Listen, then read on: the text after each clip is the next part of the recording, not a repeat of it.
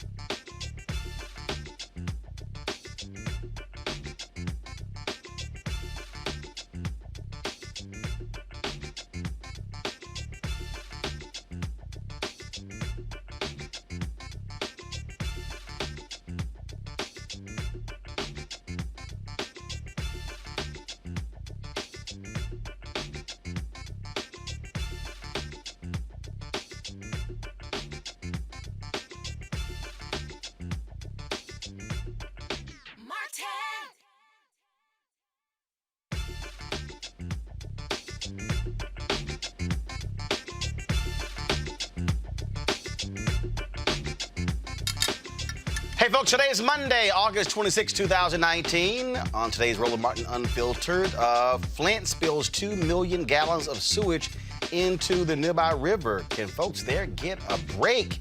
We'll talk to one of the activists who has been trying to hold the city and the state accountable for their water supply. Reverend Dr. William Barber is calling for a moral movement in this country. What does that mean for all of us?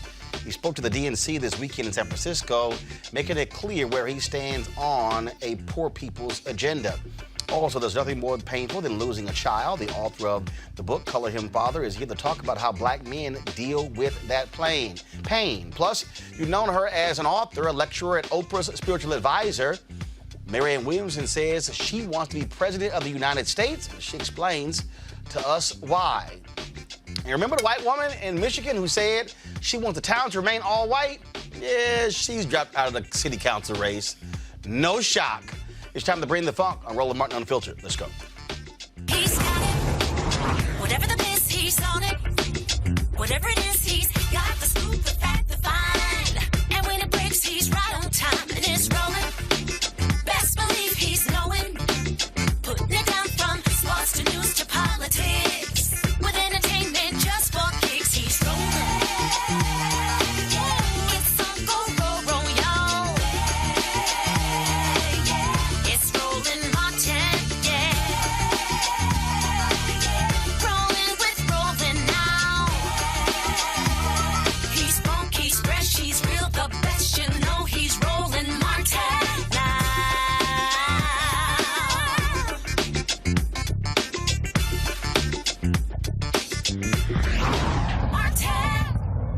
All right, more drama in Flint, where the city dumped an estimated 2 million gallons of untreated sewage into the Flint River last Sunday.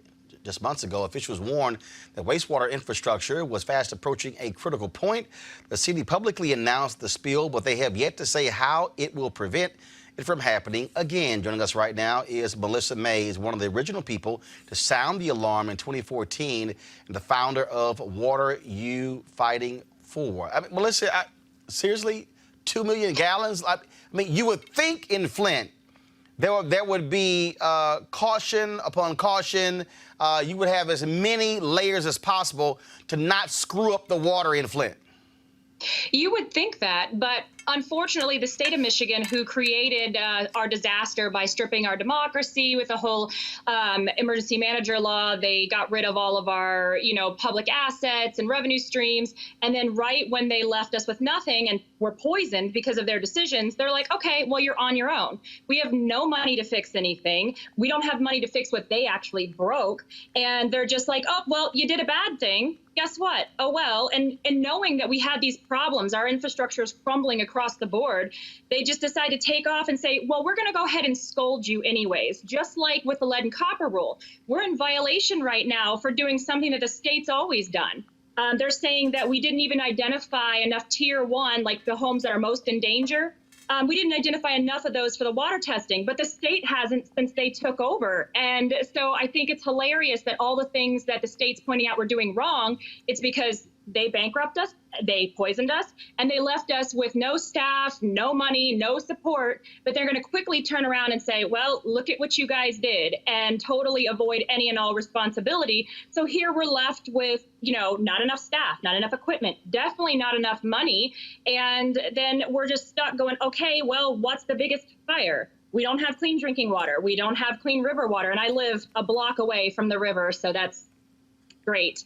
And so, what else? Everything is crumbling. And I think that it's on purpose so the state can say, look at what a mess you are. We've got to come back in and fix you like we did before. And that left, hundreds of people dead. So we're trying to do everything we can to fix it. But then who do you hold accountable? A broke city that was wrecked and taken over by the state, or the state who holds all the cards, all the money, but yet won't work with our city to help fix what they destroyed. So we're just kind of like, okay, well, what about the people here? We seem to get left out of the equation a lot. So did the city explain how this happened? I mean, how do you accidentally dump 2 million gallons of untreated sewage into a river? We don't have the right infrastructure to be able to deal with like flash floods, heavy rains that we've had this year. And so it gets backed up. All the holding tanks got backed up because we've been saying for a long time we need money to update these. I mean, it's not just our drinking water system, the infrastructure that's fallen apart. It's also the sewage. So we've been asking for help and money, and the state's like, well, we can give you loans, which we can't afford to pay those back. And so, we have no public revenue streams except for our water bills, which I pay about $300 a month for my water bill as it is. And so, so then all of a sudden they're like, oh, we're surprised that even though you told us that the holding tanks aren't big enough and we've had all these flash floods and rains and everything, heavy rains. Oh, look what you screwed up, Flint. And Flint's like, well, we don't have any money to fix it. We told you this, and you just left us to be literally sitting in our own sewage. Well, it just seems like it's one thing after another there in Flint, and hopefully we can get some answers from the city. We tried to get the mayor on the show and some other city officials. We'll try to get them on later this week to see if we can get some of those answers. Melissa, we appreciate it. Thanks a lot. Thank you. All right, then I go to our panel here, and joining us now, Dr. Leon Carter. She's in the Department of Political Science at Howard University. Michael Brown, former Vice Chair, DNC Finance Committee. Dr. Julianne Malveaux, economist, President Emerita, Bennett College. Dr. Carter, what's crazy about this is, again, it's like you would think they would say, okay, let's not screw this thing up even further when it comes to the water in Flint. They don't care about these people. And if I'm the residents of Flint, I'm thinking these people want to kill me.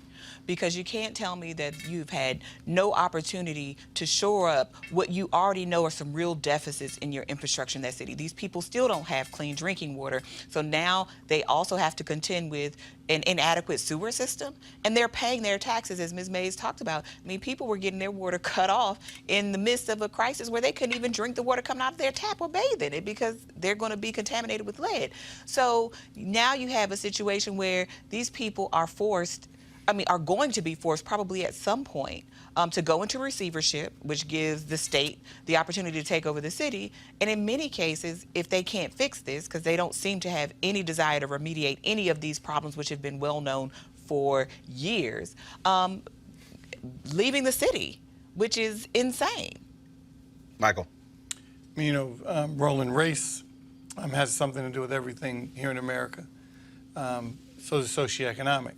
But in this case, it's a lack of good infrastructure that we're having, and especially in our kind of older cities, more industrialized cities that haven't had some of these pipes changed since the early 1900s. And yes, there's a racial component. Yes, there's a socioeconomic component.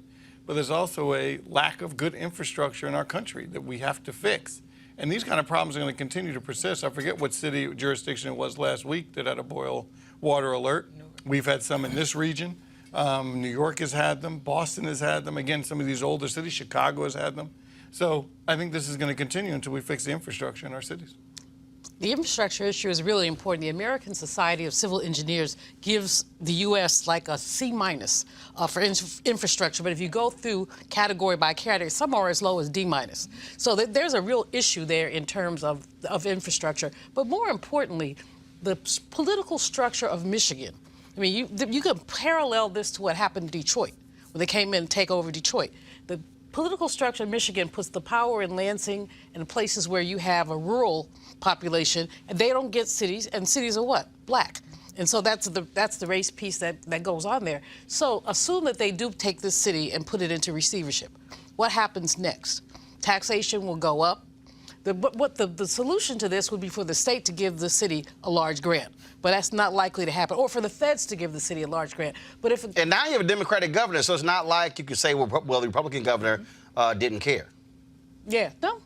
But it's the legislature as well as the governor. Right. So, but the bottom line here is, because you have so many black people and homeowners, receivership means yet another erosion of black wealth and black property. And that's the part that concerns me. You know, I've been doing all this research on the wealth gap. And what we saw in the Great Recession was millions of black people losing home value to the trillions of dollars. This is just continuing in the downward spiral.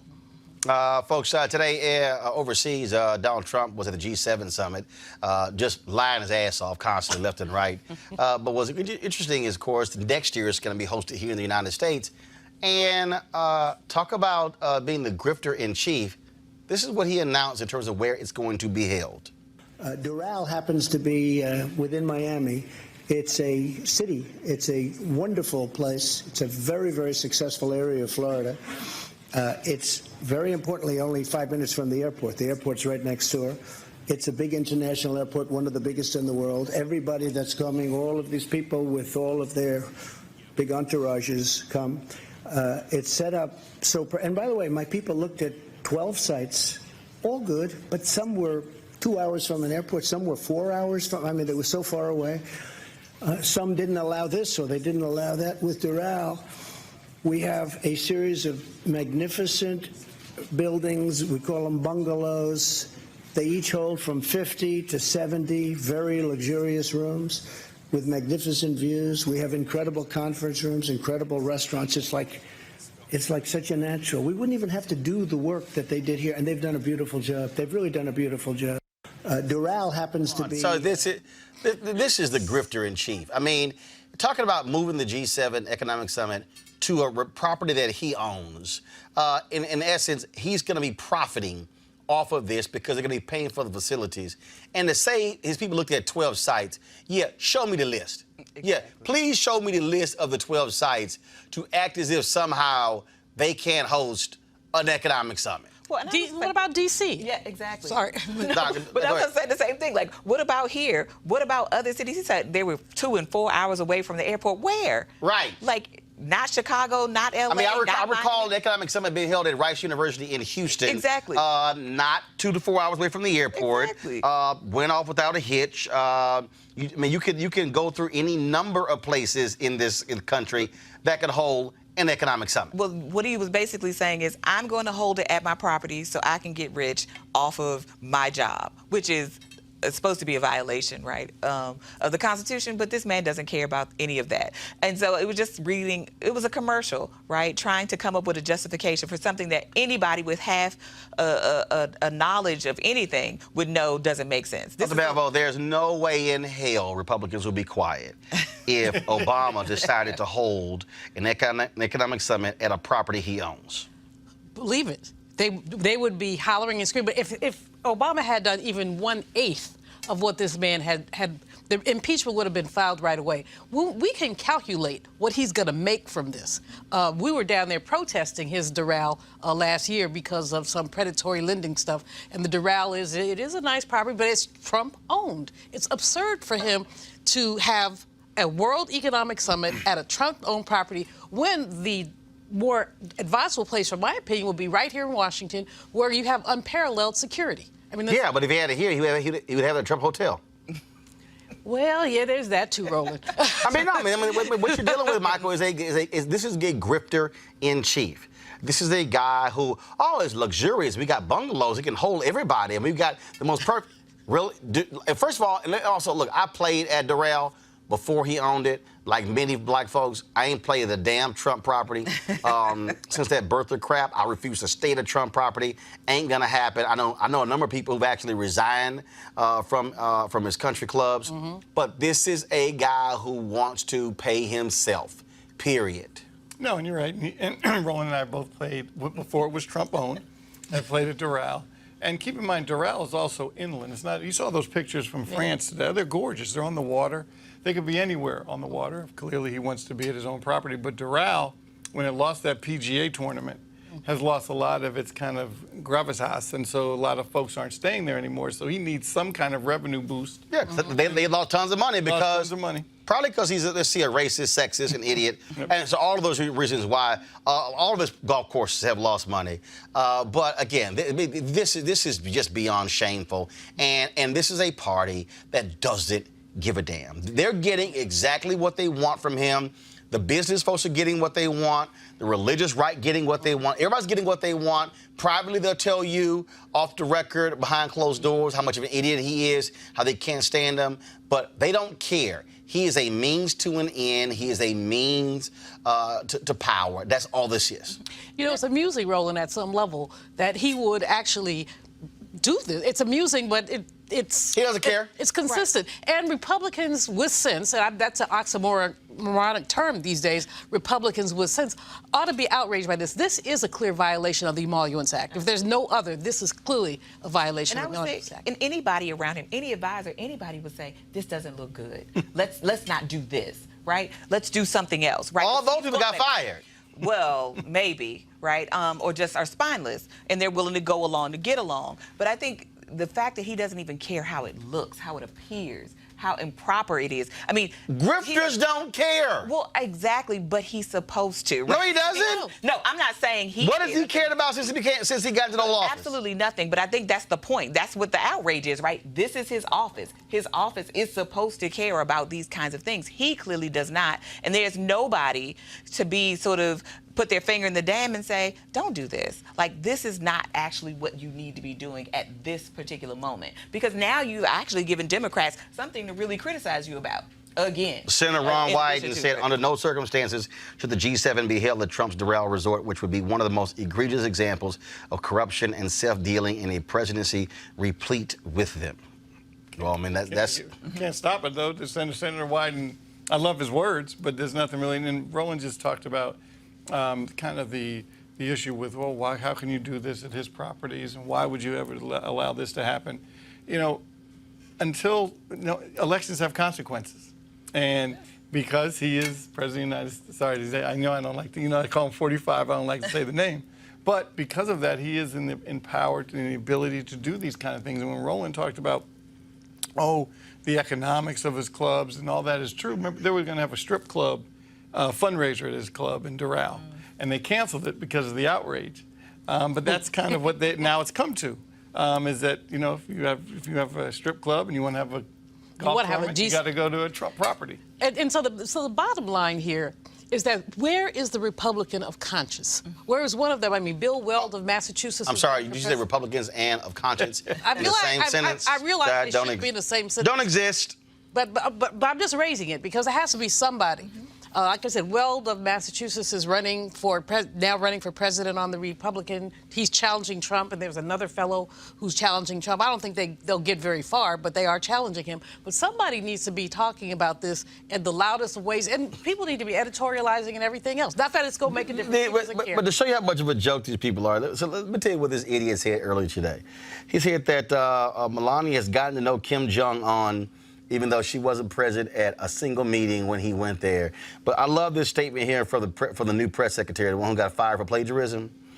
Stephanie Grisham, quote, President Trump confides in his wife on many issues, including the detailed elements of his strong relationship with Chairman Kim.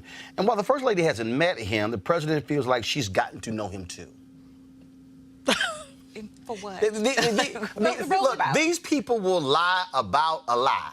I mean, a lie. I mean, that's what's so hilarious. I mean, look, and that's why to hear anybody claim that this idiot is truthful. Well, I mean, we know that he'll lie, like you said, about anything, and I think the speed with which he'll lie, because he lied several times in that press conference. He lies waking up. He'll lie about what time he woke up. But Roland, you're turning your show into comedy because that man is comedy. So you know we're devolving into comedy because, like for instance, he said he skipped the climate summit at the G7 because he had meetings with Germany and India. The German prime minister was in the climate meeting. But he also said he knew more about climate change than anybody else, too. No, but it's a little hard to say I'm going to meet with the German prime minister when she's in the meeting that you skipped. But I think this is going to also require the G7 countries to say, we're not going to do this, right? Well, they're not going to do that, though. I mean, if we're the host country, that president has the right to choose the venue. Right. But what I'm saying is, if there's going to be any stopgap somewhere, that's probably the most likely place that it would come from, with some criticism saying, this doesn't look good, right? Naomi, I wish that were the case. No, I'm not saying it's going to happen. I'm saying that's the most likely source of any sort of opposition to this very bad decision, this illegal decision. His boy Boris Johnson will love it. Roland, the French might not. But wouldn't Mike Pence give the GOP everything that 45 would? So why do you? So I never really bought that argument that they're getting their judges, they're getting all these policies. Pence would give them the same stuff. Well, Pence doesn't have No, but the point is, it says to me that they like what this guy says about people of color and women and the LGBT community. That's the point. Well, that's the only part of it. I mean, Pence does. Pence, before he was his VP, Pence was not well enough known. He's not charismatic. He's as interesting as a mayonnaise sandwich. He can't get his judges. He has McConnell. No. I know what you're saying. If they remove him, he becomes the man. They still get what they want. Get what they want. But I do think the thing about Mike Pence is Mike Pence has no gravitas. He has no. There's nothing about Mike Pence that makes you want to pay attention to Mike Pence. He's not compelling. Bottom line is this here, okay? Okay, so look, this dude is going to lie about everything. He will lie about lies. That's why I use hashtag Trump Lies Matter. That's all he does is lie. And anytime you hear some of these old dumbasses out here running around trying to defend him, they lying too, okay? They don't care, okay? These people do not care about the truth. They don't care about facts. They will lie about everything. And so that's why look, you hear these folks running around and get in line. Oh, Trump has done more for the black community than any president. I heard Darrell Scott say it there. And look, I talked to Darrell. Darrell know he lying. Darrell know he lying. Darrell know he lying. Trump ain't doing a damn thing for black people. Okay, Candace Owens lying. They all lying. They all lying. And I'm telling you, and if you sit on your ass at home and you say I'm not going to vote, you stupid too. I saw a story this weekend where some voters in Pennsylvania, Democrats in Pennsylvania, regretted sitting out 2016 saying, oh, I didn't like my candidate options, and now all of a sudden they're like, oh, I regret what I did. Yes, you should regret it was sitting your punk ass at home, okay, because, again, America should learn to listen to black people. Black people voted at a higher rate than anybody else against this fool, okay? So, look, I don't feel like you got Lindsey Graham talking about Americans should accept the pain from these trade wars. You literally have Iowa farmers who are losing their businesses, dairy farmers in Wisconsin losing their businesses, all because of this idiotic trade war this fool is having that makes no sense whatsoever. And again, Republicans are scared to do anything. I mean, they are going to lie about everything. There's nothing they are going to lie about. And I keep talking about the appointment of judges. I keep talking about what they're doing and how they are appointing judges. And Matthew Peterson is a commissioner of the Federal Elections Commission, and he resigned, leaving a shortage on that particular commission. And the reason I'm saying that is because, again, what you have here is you have folks who, this was a guy who Trump wanted to put on the federal bench, who is so idiotic, he could not even answer some most basic legal questions. And people need to understand exactly what it is these folks are doing. And they are putting incompetent people in places, over departments. You forget just Carson at HUD and DeVos at Education. I mean, you can go Commerce. You can go USDA. You can go every single department. I mean, you know it's bad when one of the smartest people who's been a cabinet member is Rick Perry. I mean, and one of the smartest in this administration is Rick Perry. And look, Rick Perry, Texas A&M Aggie, former governor of Texas, and Rick a great guy, okay? But ain't the brightest bulb in a dark room, okay? And that's what you're dealing with. In fact, I saw this today, and I remember when it aired, and I said, you know what, I just got to play this. Just so y'all understand what they're trying to do to this country. I pulled the video up of when Peterson was being questioned by a Republican from Louisiana. These are the kind of people they want running the country. Hit play. You can just raise your hand on this one, if you will, to save a little time. Have any of you not tried a case to verdict in a courtroom? Mr. Peterson. Have you ever tried a jury trial? I have not. Civil? No. Criminal? No. Bench? No. State or federal court? I have not. Okay. Have you ever taken a deposition? I was involved in taking depositions when I was associate at Wiley Ryan when I first came out of law school. But that was. Have you ever? How many depositions? I would. I'd be struggling to remember. Less than 10? Yes. Less than 5? Probably somewhere in that range. Have you ever tried taking a deposition by yourself? I believe no. Okay. Have you ever argued a motion in state court? I have not. Have you ever argued a motion in federal court? No. When's the last time you read the federal rules of civil procedure? The federal rules of civil procedure. I have, in my current position, I obviously don't need to stay as, invested in those on a day-to-day basis, but I do try to keep up to speed. We do have, at the Federal Election Commission, roughly 70 attorneys who work under our guidance, including a large litigation division. And as a commissioner, we oversee that litigation. We advise them on overall legal strategy, provide recommendations and edits to briefs and so forth, and meet with them about how we're going to handle. If I could ask you this, sure. I'm sorry to interrupt you, but we're only given 5 minutes for 5 of you. So sure. When's the last time you read the federal rules of evidence? The federal rules of evidence all the way through would, comprehensively would have been in law school. Obviously, I have been involved in, when I was an associate, that was something that we had to stay closely abreast of. And there have been some issues dealing with evidentiary issues that Sure. will cause me to examine those periodically in our oversight role of the litigation division at the Federal Election Commission. Okay. Well, as a trial judge, you're obviously going to have witnesses. Yes. Can you tell me what the Doe-Bear standard is? Senator Kennedy, I don't have that readily at my disposal, but I would be happy to take a closer look at that. Okay. That is not something that I've had to contend with. Do you know what a motion in limine is? Yes, I haven't. Again, my background is not in litigation as when I was replying to Chairman Grassley. I haven't had to, again, do a deep dive, and I understand, and I appreciate this line of questioning. I understand the challenge that would be ahead of me if I were fortunate enough to become a district court judge. I understand that that the path that many successful district court judges have taken has been a different one than I have taken.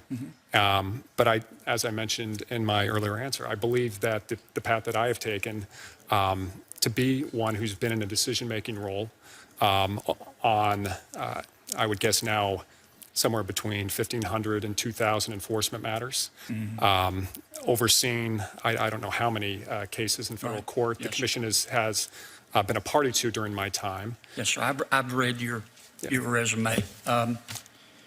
Just for the record, do you know what a motion in limine is? I would probably not be able to give you a good definition right here at the table. Do you know what the younger abstention doctrine is? I've heard of it, but again, how about the Pullman abstention doctrine? I heard. You'll all see that a lot in federal court. Okay. Any of you? Come back. Now, why did I play that? First of all, that took place a number of months ago. Peterson withdrew his name from consideration. But just so y'all understand, the White House stood by his nomination.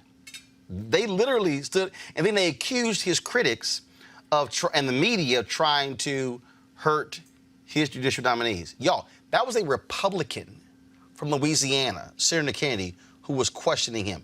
So I just need y'all to understand that this is like Dumbo meets a rock meets one of the stars of Clueless, all roll into one. That's this administration.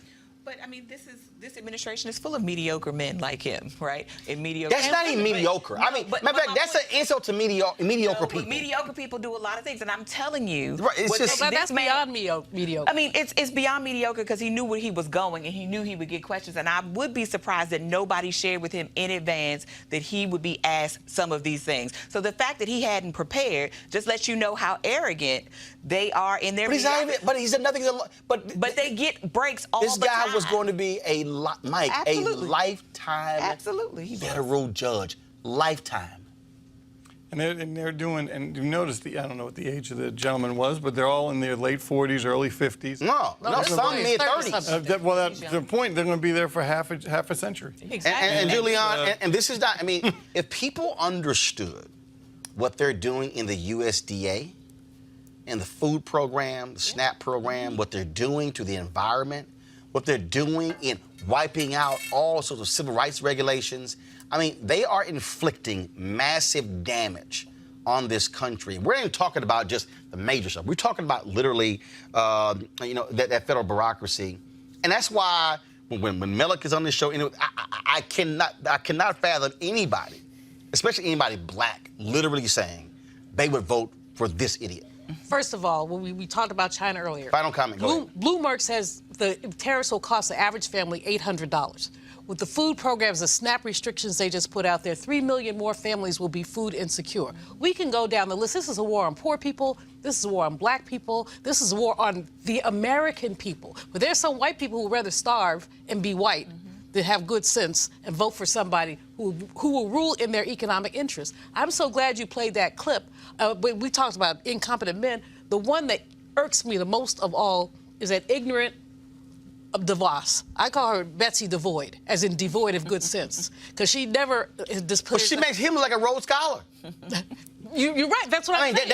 That's how, again, dumb. So it's like they have the idiots convention. That literally, they have the idiots convention. All I'm saying, y'all, if you know of somebody who actually says they're voting for Trump, you should say, I'm going to commit you. I'm going to commit you to an observation period because you're absolutely crazy. All right, y'all, I got to go to a break. We come back. I'm telling you, I'm just letting y'all know, they're nuts. They're absolutely nuts. We come back. We're going to talk about Marianne Williamson. She's running for president. I'm just going to play the interview for y'all. We'll be back in Roland Unfiltered. You want to support Roland Martin Unfiltered? Be sure to join our Bring the Funk fan club. Every dollar that you give to us supports our daily digital show. There's only one daily digital show out here that keeps it black and keep it real as Roland Martin Unfiltered. Support the Roland Martin Unfiltered daily digital show by going to RolandMartinUnfiltered.com. Our goal is to get 20,000 of our fans contributing $50 each for the whole year. You can make this possible. RolandMartinUnfiltered.com. All right, folks, you heard me talk a lot about marijuanastock.org. Why? Because I want to keep you informed of investment opportunities that make sense. We've all watched the growth of the cannabis industry. A recent report by New Frontier Data estimates the global cannabis market at more than $340 billion. Now, we know that marijuana legalization is sweeping across the country, state by state. We also know that marijuana has a good cousin, the hemp plant, with a much higher concentration of CBD. That means hemp gives you all the medical benefits of marijuana without getting you high. Now, until recently, hemp farming was practically legal in the U.S. and heavily regulated by the DEA. However, the 2018 Farm Bill changed all of that, making it legal to grow hemp CBD in the U.S. and thus creating one of the largest commodities worldwide. What do they need? Land to grow all of the plants. And that's where our friends at 420 Real Estate come in. Their business model is real simple. They buy land that supports hemp CBD grow operations and lease it to licensed, high-paying tenants. That's right, they are hemp CBD landlords, and you can get in on the action. My friends at 420 Real Estate decided to do something special for the Roland Martin Unfiltered family. Originally, the minimum investment was $500. Now you can invest in this crowdfunding campaign for as little as $200. That's right, $200 up to $10,000. Again, this is a $340 billion industry that is still growing. You can participate with as little as $200. For more information or to invest, go to marijuanastock.org. That's marijuanastock.org. Be sure to get in the game and do it now. This weekend in San Francisco, Democrats gathered for their annual meeting, and a number of people addressed the Democrats there. And one of them was Reverend Dr. William Barber, who talked about the importance of the poor people's movement, trying to get Democrats all across this country to understand the need to mobilize poor folks in this country. He is the co-chair of the Poor People's Campaign. And, of course, he made the case for a moral movement in this country to address issues like racism, poverty, the environment, and war. Here's an excerpt of what he had to say to the DNC. I want you to know that the left versus right, Democrat versus Republican, conservative versus liberal framework has allowed people to do what's wrong while we call it right. Huh? Blocking health care is not the right. Being about voter suppression is not the right. And left versus right is too puny. The language is too small. It doesn't help us have the kind of moral imagination that's necessary in this moment of generational change.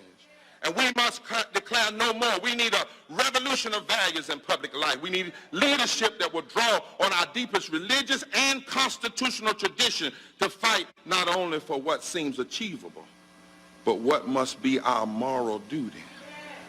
Somebody asked me as a Christian, am I a conservative or a liberal? I say I'm both. I said because there are 2,000 scriptures in the Bible that said the primary purpose of every nation is to care for the poor, the children, the sick, the women, and the immigrants. So to be a conservative is just to hold on to the essence of. So I want to hold on to the essence of, and I want to liberally spread it to everybody. Don't get trapped in labels. And then 7, and finally, we need fusion organizing to build a moral movement. This is not the time to turn on each other. It is the time to turn to each other. It is the time to understand that interlocking injustices require a moral fusion interlocking movement. When we embrace moral language, we must ask, does our policy care for the least of these? Does it lift up those who are most marginalized and dejected in our society? Does it establish justice? That is the moral question. If someone calls it socialism, then we must compel them to acknowledge that the Bible must then promote socialism. Because Jesus offered free health care to everyone and he never charged a leper a copay.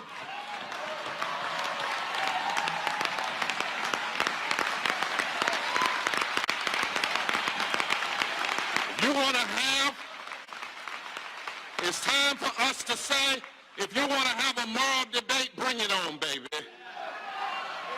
The Bible says, that a nation will be judged by how it treats the poor and the sick and women and the immigrant. The Bible says that God makes it rain on the just and the unjust alike. If you want to call caring for folks socialism, then the Constitution is a socialist document because it calls us to promote the general welfare and to establish justice. Why are we afraid to use the language welfare when every politician swears to promote general welfare? We can't be scared of labels. This current administration is practicing, though, a kind of socialism. It's called corporate socialism. You give and to the greedy through tax cuts and deregulation and economic incentives and deregulating of energy companies. And they refuse to bail out communities and human beings, but they'll bail out businesses. That's called treating corporations like people and people like things. And we need political leaders who will stand up and say that helping people who are in need is a moral issue. It lines up with our deepest religious values and our deepest constitutional values. That it's not about being on the far left. Y'all stop using that language that gets you trapped. It ain't about being on the far right. It ain't about being Democrat or Republican. How dare anyone say that blocking living wages is the right? Denying people health care is right. Some things are not about left versus right, Democrat versus Republican. It's about right versus wrong. A moral message can energize the people who feel left out, Tom, and looked over by the whole framing of the system as it is. And we've seen how it can bring people together, those people that have been pitted against one another, especially in the South. Now, I'm from the South, where many politicians support the current administration and still play the divisions of lies and racism. But my Democrats, you all got to do a little repenting too. How you haven't always come south with everything you have. The South is the native home of poverty. The 13 former Confederate states, 52.7 million people are poor and low income. 25 million are white, 28 million are people of color, 13 million people without insurance. The number of poor people in those 13 states is more than 1/3 of the total number of poor people in the country. The number of poor whites in those states, the 13 states, is also more than 1/3 of the total poor white people in this country. But if you could come south, and if you win in the South, you know just 13 states gives you 170 electoral voters and 26 senators and 31% of the United States House. And what we learned in North Carolina is they don't fight us being together because we're weak. They fight us being together because we're strong.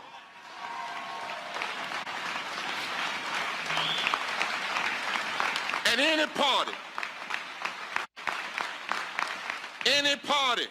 that will be willing to engage poor and low-wealth black, white, and brown people across the South and energize them to vote, not just with a last-minute robocall, but with real serious organizing, then it's a new day. These states aren't red states. They are unorganized states. They are underfunded states. They are states where we have found fusion coalition that are waiting to be called the higher ground. Come on.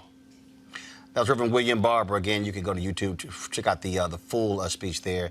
Michael, I'm going to start with you. His message to the Democrats there, critically important. If you look at what Carter did in 76, in 75, 76, he put it in moral terms as to why he should be elected, coming out of the reign of terror of Richard Nixon.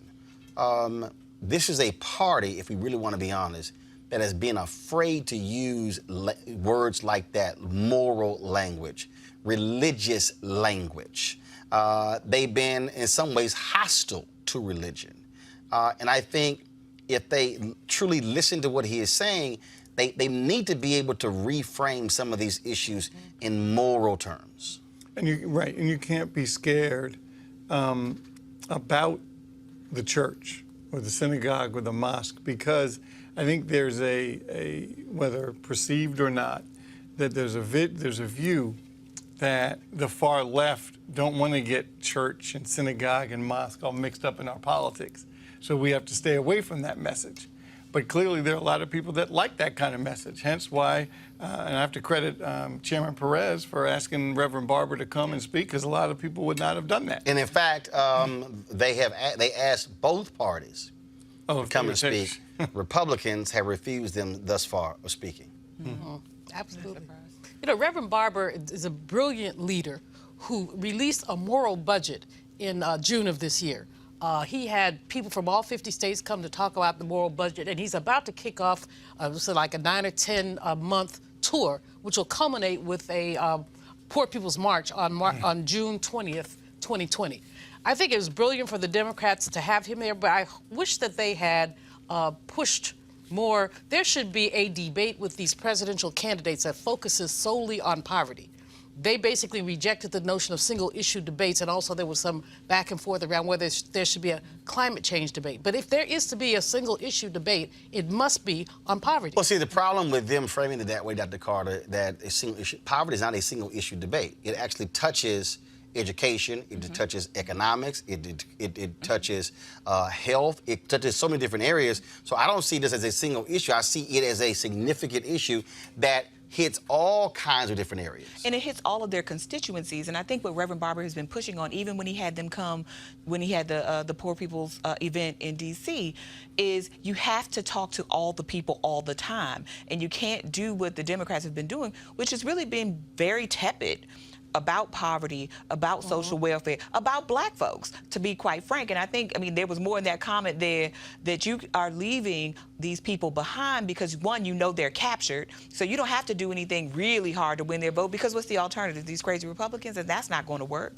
But he's saying you left all of these voters on the table. It really reminded me of Jesse Jackson's old speech about the little rocks laying around, talking about how he registered these black voters, and he said Ronald Reagan won by the margin of despair. And I think this is that kind of thing that Reverend Barber is talking about. The Democrats don't win in the South because the Democrats gave up on the South. They gave up on black people. They gave up on poor people, poor white folks. They gave up on the South. And we've seen real possibility in the South, not just because of the work that Reverend Barber is doing, but Stacey Abrams, Andrew Gillum, they have shown that the South is in play if the Democrats get off their butts and do the work. And he's doing the work for them. And invest the resources necessary to do so. And so the South was in play in '92, though, and '88. I mean, the reason President Clinton did so well in the South was because the Democratic Party selected a Southern governor.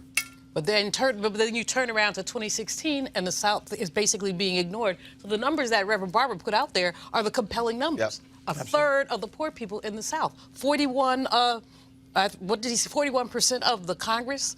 You know, no, he said 31% of the Congress. But the problem that you have, again, with Democrats going south is it forces them to have to talk directly to broke-ass white people. Yeah. See, it's real simple. If you go to Alabama and Florida, and you go to North Carolina, you go to South Carolina, you go to Mississippi and Arkansas and Louisiana and Texas, you talk to black people or maybe Latinos. But it forces them to have a conversation to broke-ass white people that y'all broke. And Obama was afraid to do this. I mean, I can tell you, on several occasions, I said to him directly, dude, stop having these health care events in the suburbs of Ohio and Virginia. No, go to the brokest, sickest, whitest part of Alabama and Mississippi and say, I passed the Affordable Care Act for y'all broke, sick-ass white folks. And it's a policy. And I said, because they're walking around thinking, we ain't that sick. I'm like, no, you need to say, these are your health rates. And that's being honest with them, because you got broke-ass white people walking around thinking, we ain't really broke. No, y'all broke. And y'all are sick. And and they wanted the Affordable Care Act. They didn't even know that that's what they wanted. Got them dumbasses in Kentucky who voted for a Tea Party governor, who voted for Trump, and 4 days after the election was saying, man, I sure hope that if they don't touch our Affordable Care Act. Dumbass! You just voted for 2 people who want to get rid of the Affordable Care Act because them fools are walking around saying we can't stand Obamacare. Well, I mean, some folk are so dumb they don't even realize how dumb they are, and you got to be willing to go there and say, how many of y'all don't like Obamacare? Hands go up. How many of y'all love the Affordable Care Act? Hands go up. It's the same thing, dummies. Well, you know, West Virginia is proof positive of everything that you're saying. Well, with the mining industry there, and those folks losing their health care. That is health care. 1,000 miners just 2 weeks ago got laid off. They checks bounce. They won't return phone calls. And I'm like, where's McConnell and Trump? And they were bringing those jobs back, remember, because the mining industry was going to take off again. Sometimes you got. All I'm saying is you got to tell dumb white people some basic stuff to say, y'all dumb. They playing you. Now, Roland, you tell the white people that they dumb. No. No, you got to see. No, if you dance around stuff, that's how you lose. Howard Dean had it right when he said God gave us guns. Okay, that's what appealed to dumb white voters. And I'm calling them people like, well, why are you calling them dumb? No, you're dumb if you keep voting against your own interest, okay? If you actually think you're going to be rich like Trump one day, you're not, okay? It ain't going to happen. So y'all sitting around thinking, oh, yeah, it's going to happen one day. No, you've got to be outside of your mind. If you are voting for somebody who said, I'm going to sit here and solve the opioid crisis, who put in charge in the White House of the program a 25-year-old boy whose only leadership that he had on his resume was he was in the Boy Scouts. And when he got called out, they like, damn, we got to get rid of this boy. That's who he put in charge. And they're running around going, yeah, but Trump. Because you know why? It used to be God, gays, and guns. You know what it is now? God, guns, and legal immigration. And that's the problem. They are walking around saying, that's right, it's those illegals. That's why we don't have any jobs. I'm like, no, fool. It's the Chamber of Commerce who screwed y'all and to move jobs overseas. It's the folks who refuse to fund education. It's the folks who refuse to do any sort of job training. And when you have a West Virginia town with 100 and some odd thousand people, and they drop 3 million pills in 1 year on your town, you might want to be saying, who the hell got all of us high?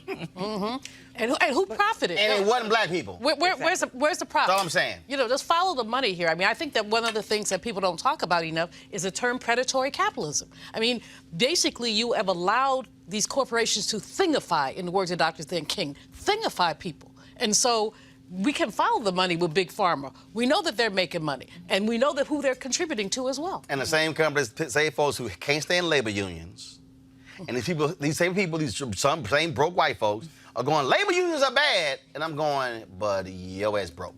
And you have no protections on your job. You can be fired at will in these right-to-work states. And you broke. Yeah. And white supremacy, your interest, though, this is what you think works for you. And you broke.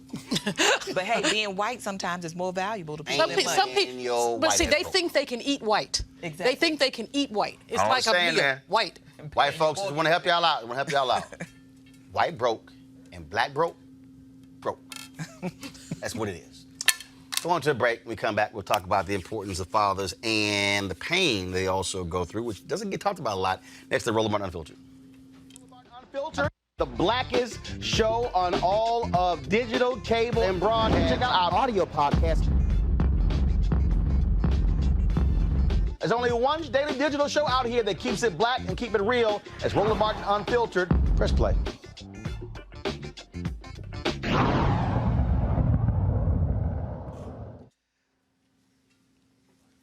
All right, folks, November 7th through 11th, I want y'all to join me in Cabo, Mexico for the Luxe Jazz experience, folks. It's going to be an amazing, top-notch music and upscale destination. The weekend-long event is going to be held at the Omnia Day Club in Los Cabos. Ooh, looks real good.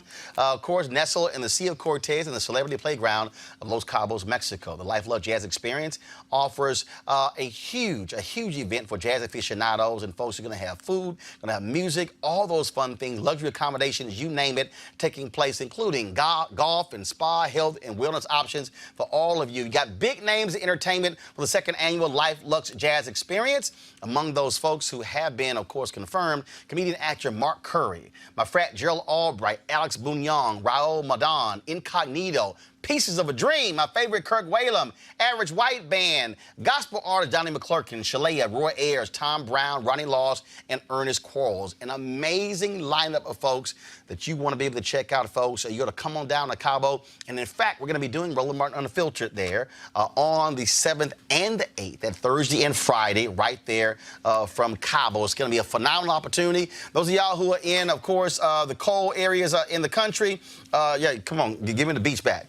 In the cold areas of the country, come on down to Cabo for those days in November. It's going to be fantastic. For more information, please visit the website at LifeLuxeJazz.com, LifeLuxeJazz.com. I would love to see you there. My birthday is right about 3 days after that, so we can also make it a birthday celebration. And so it's going to be a phenomenal experience. Go to LifeLuxeJazz.com if you're looking for a great opportunity. Got some great packages running anywhere from $1,300 up to $2,000. But again, jazz concerts, food, music. We're going to have a grand time. And see, there'll be one of those folks who go, dang, I wish I had gone. You got an opportunity. So go to LifeLuxeJazz.com right now for all of the details. All right, folks, just the thought of your child dying is enough to reduce some people to tears. Compound that with just trying to survive as a black man in America, and you have a picture of what rage looks like. These are some of the issues Lawrence Drake looks at in his book, Color Him Father. He joins us right now to talk about this here. And so, first of all, why you call it Color Him Father? Actually, the title was, that wasn't the original title. The original title was Daddy, I'm Not Here, But I'm Not Gone. And as we were working with the publicist and some other folks, somehow that just didn't fit what we were trying to say. And we started listening to the 1963 song by the Winstons called Color Him Father.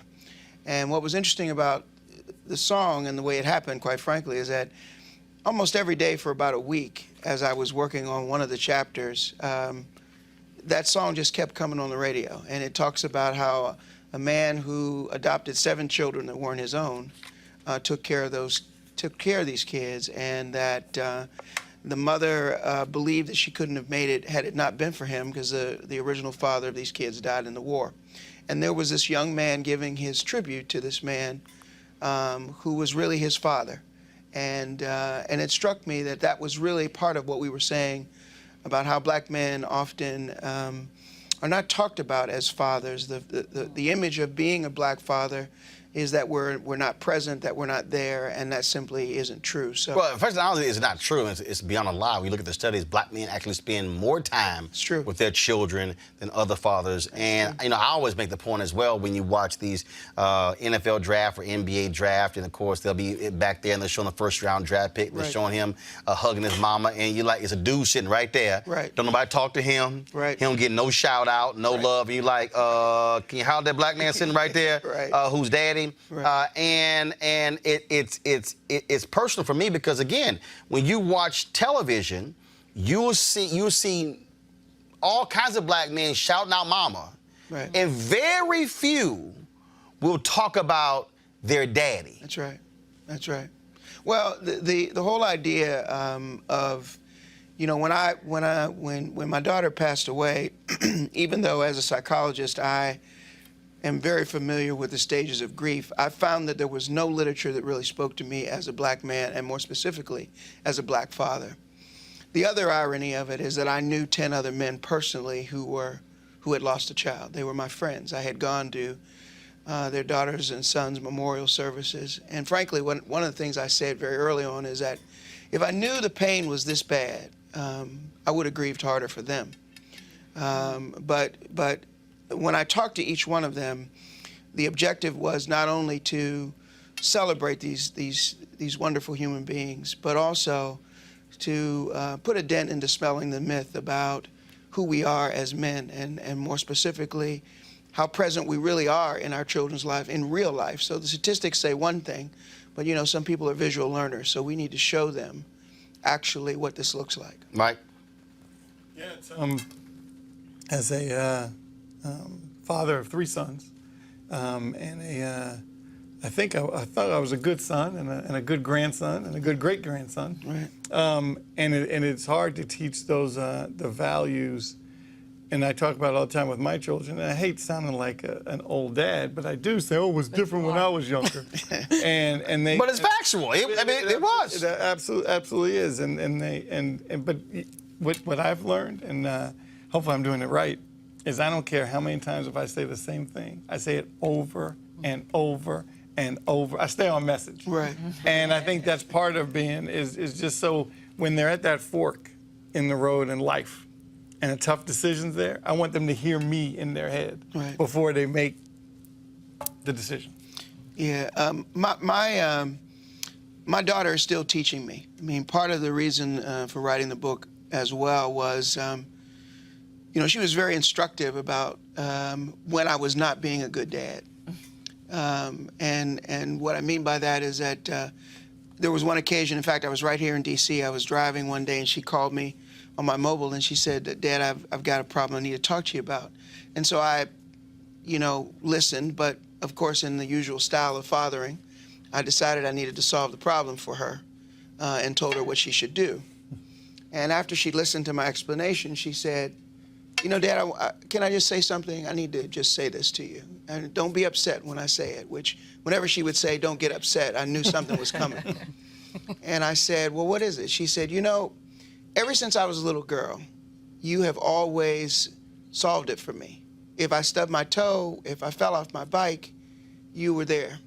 She said, but the problem with that, not that I don't love you for it and appreciate it, but it's hard for me to learn how to make mistakes and make my own decisions when you make them all for me.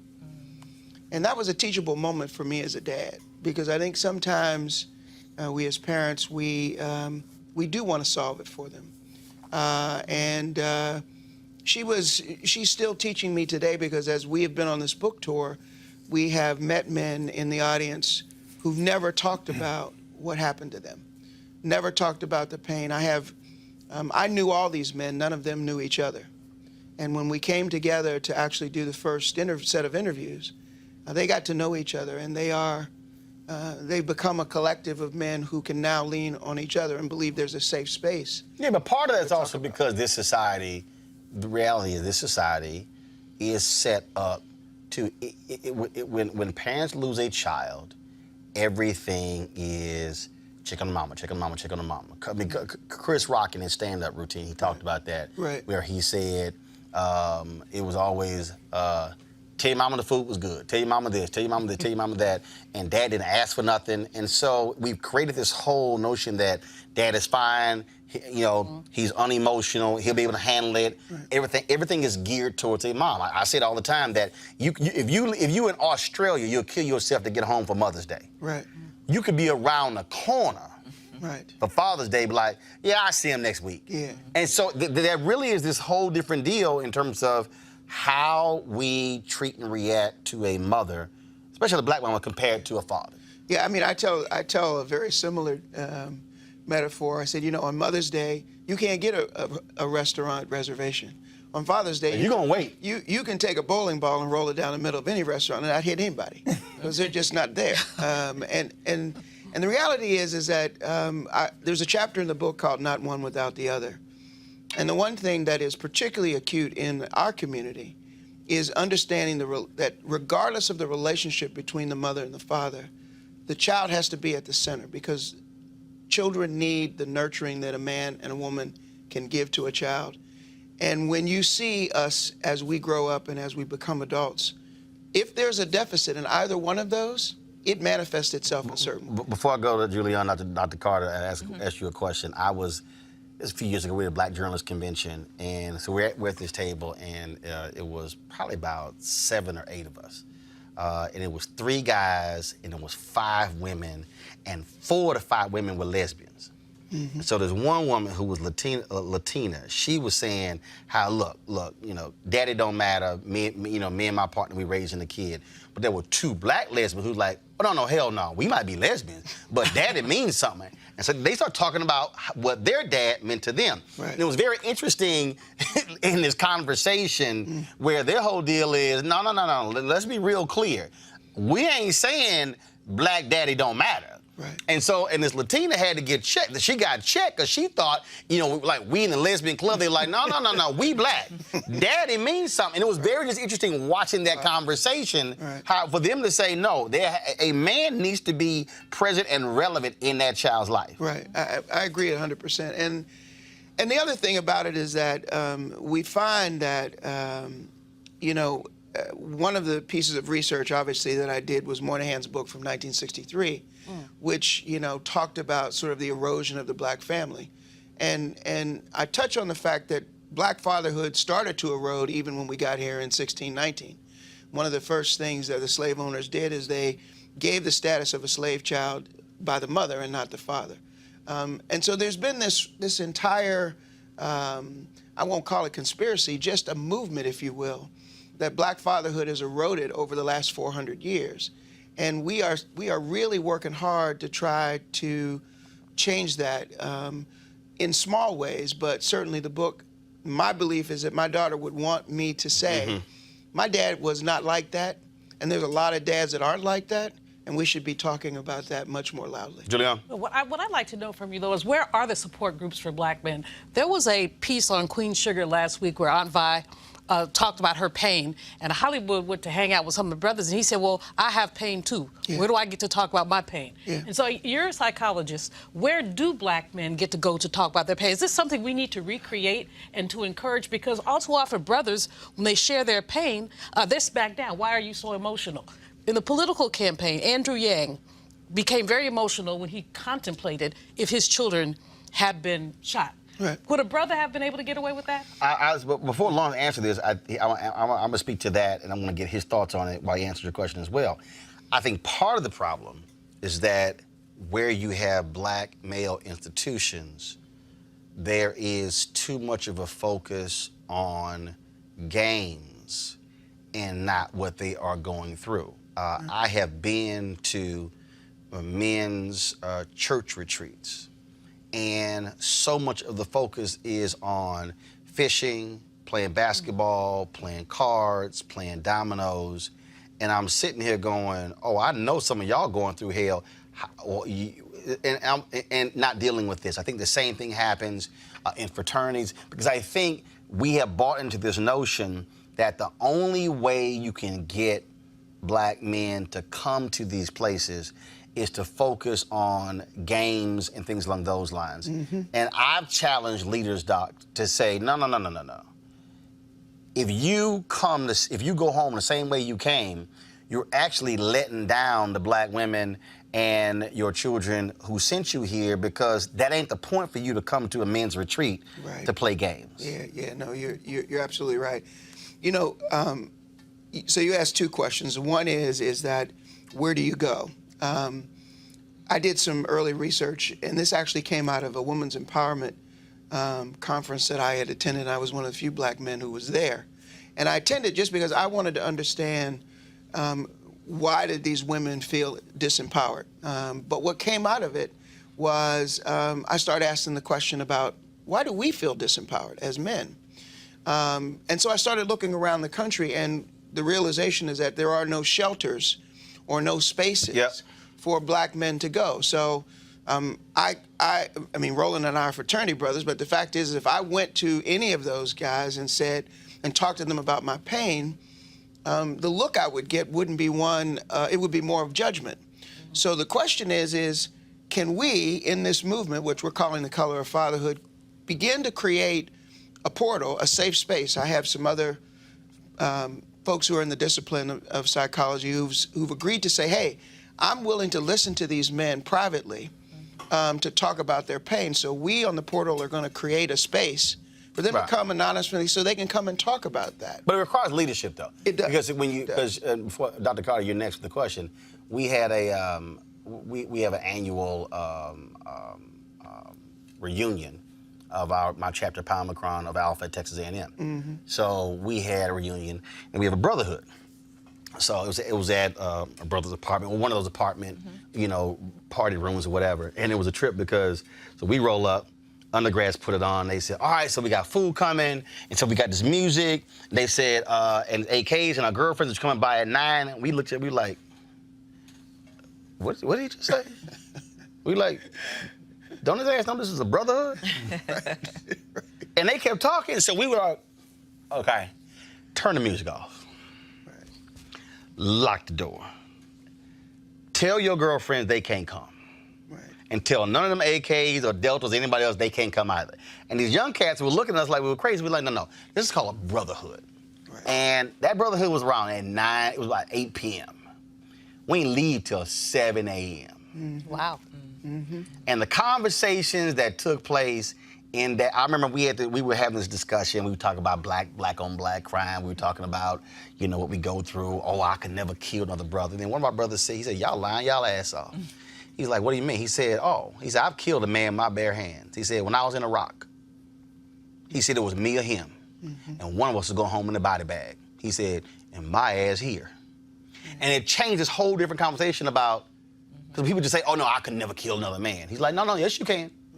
And so, and it was just this again, these really deep conversations, but we forced that dialogue by saying again, no, women can't come, turn the music off.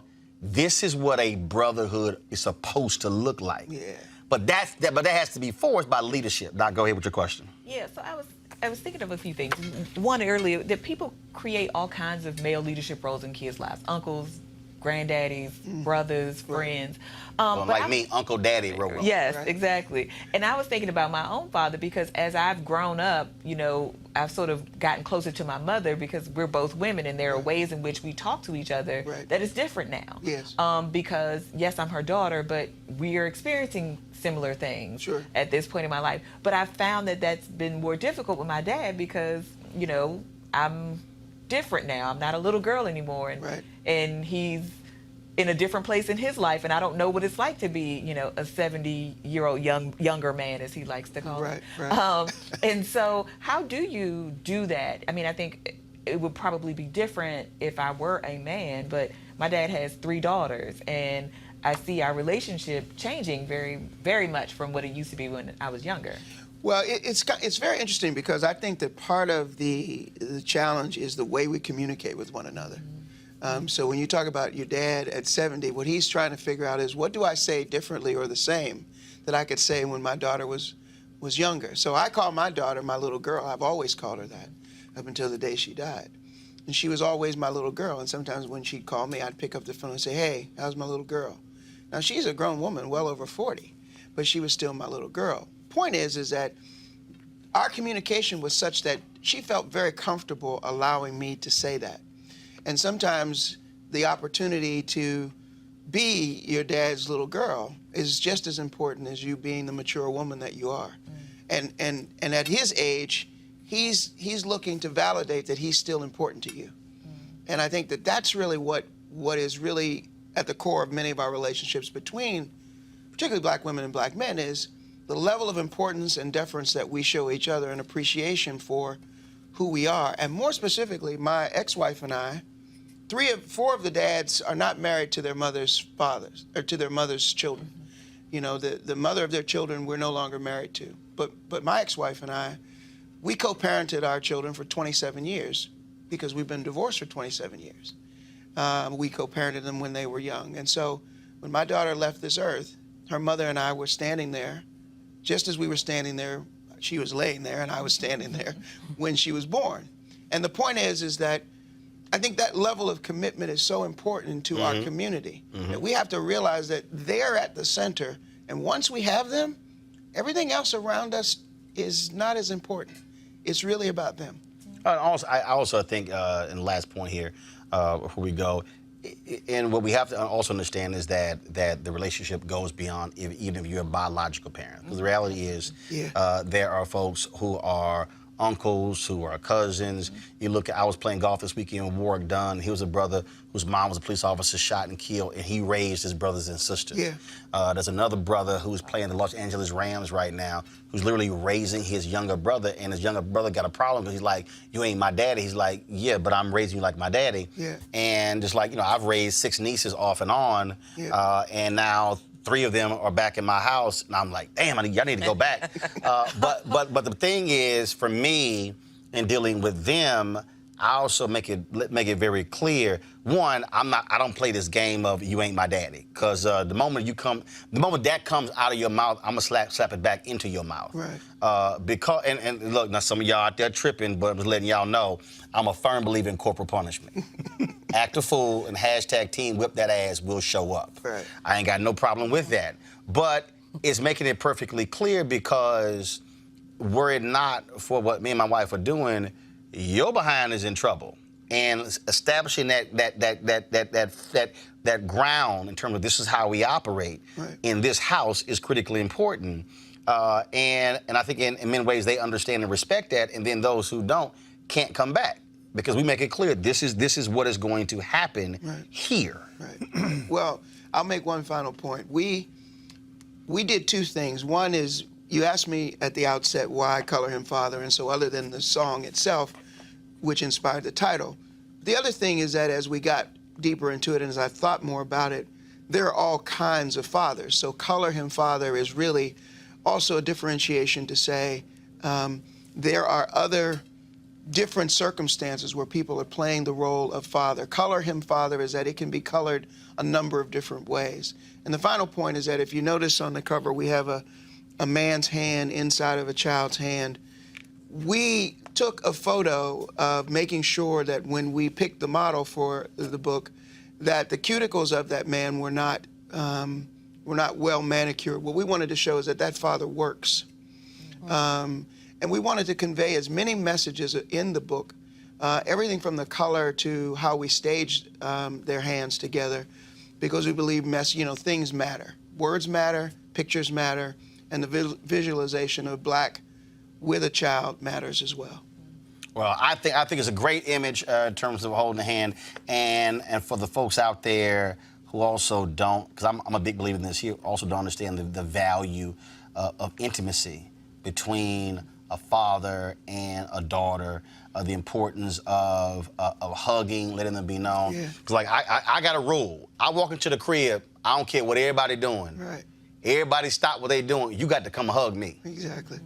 You could be downstairs, upstairs. Right. If you ain't paying for nothing, if I'm paying for everything, no, because my niece is like my one who's a freshman at Howard, and I was last week was her first day, and I was doing the day Steph Curry was with the golf deal, and so she said, "Uncle Roland, come visit me." So I walked on campus, and I saw her. And I'm like, yeah, you gonna hug me? She's like, what? I'm like, no. Let's be real clear. Just because your ass on campus don't mean you not gonna get hugged. I don't give a damn about your friends. I don't care about nobody else. Right. This is how we roll. Right. And ain't no vote. Right. So I never understand those conversations between daddies and daughters and sons. Like, okay, now that I'm older, we can't.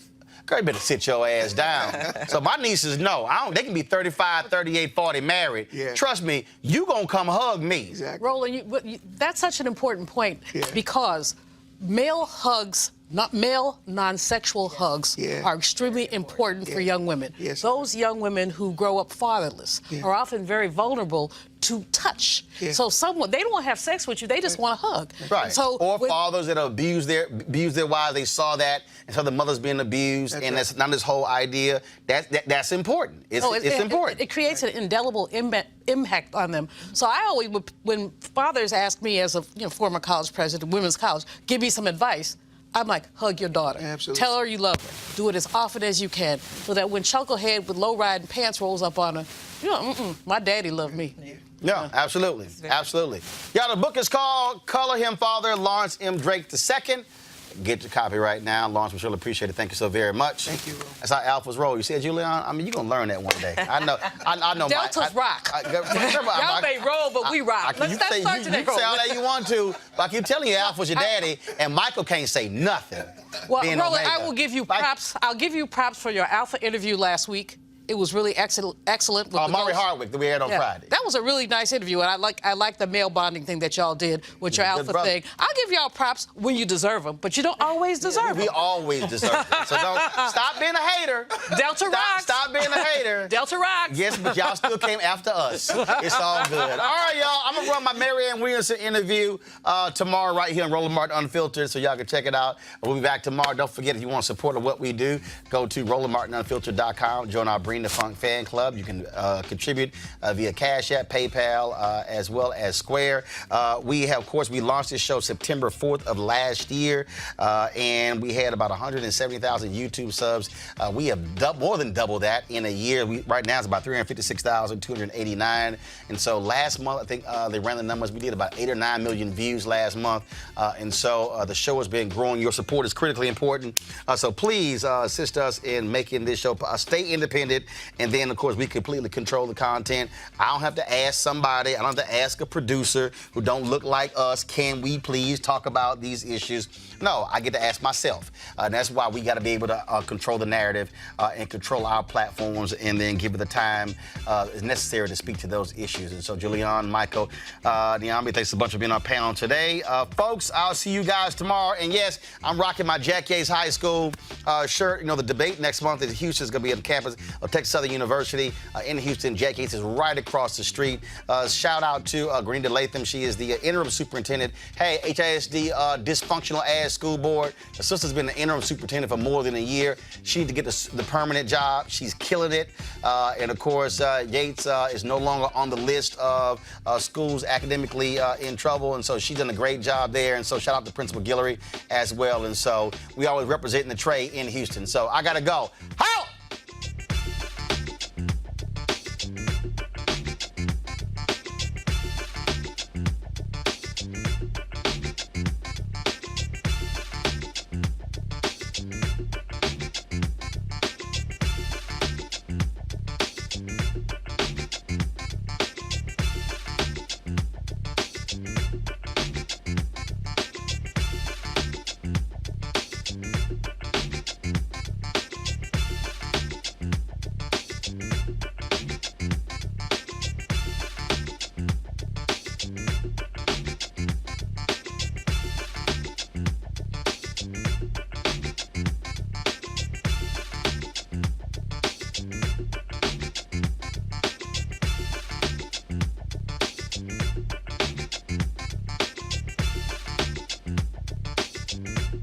You want to check out Roland Martin Unfiltered?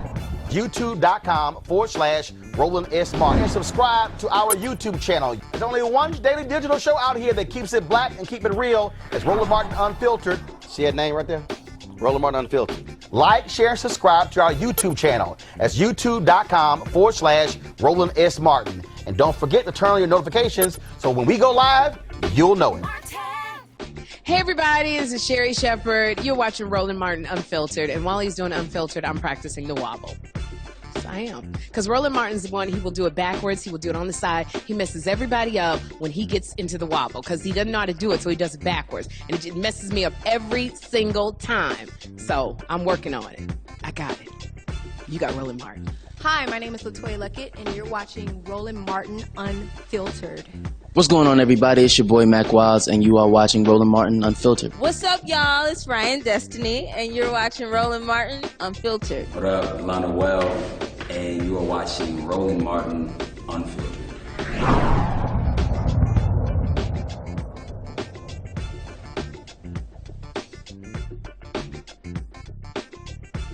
You want to support Roland Martin Unfiltered? Be sure to join our Bring the Funk fan club. Every dollar that you give to us supports our daily digital show. There's only one daily digital show out here that keeps it black and keep it real. It's Roland Martin Unfiltered. Support the Roland Martin Unfiltered daily digital show by going to RolandMartinUnfiltered.com. Our goal is to get 20,000 of our fans contributing $50 each for the whole year. You can make this possible. RolandMartinUnfiltered.com. Hey fam, want to check out Roland Martin Unfiltered? The blackest show on all of digital, cable, and broadcast. Check out our audio podcast. There's only one daily digital show out here that keeps it black and keep it real. It's Roland Martin Unfiltered. Press play.